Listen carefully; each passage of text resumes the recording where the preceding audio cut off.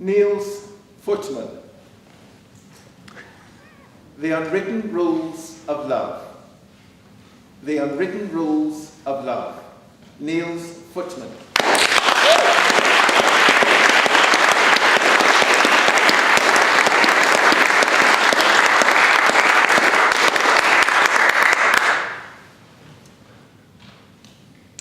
Ladies and gents, who better to ask this question to, frankly, on the unwritten rules of love?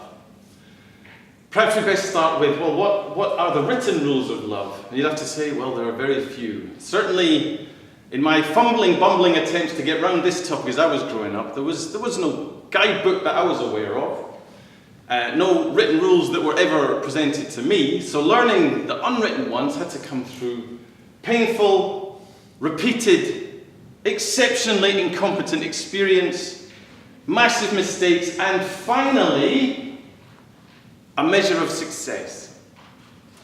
Well, I am married, so I think we can consider that on most grounds a measure of success for this particular topic. Now, what would you say the unwritten rules of love might be?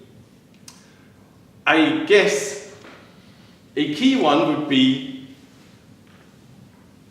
the difference between the initial burst, the initial overwhelming feelings that almost crush you when you first enter into these relationships, and what it becomes later on down the line.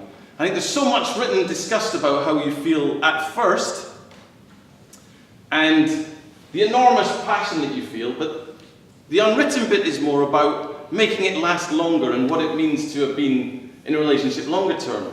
It's actually my 5th wedding anniversary on Friday, so I've had a fair bit of time to think about this very topic, and I think, in the absence of my wife from this room, I think it's fair to say that one of the great unwritten rules of love is not having to feel like it has to feel like right at the beginning all the time. I think, in fact, actually when you can move past that and that initial rush, because you get that with most relationships, when you get beyond that, and you really still feel something very special and long-lasting, something that really makes you cherish your 5th year anniversary. That's the main unwritten rule of love. Thank you.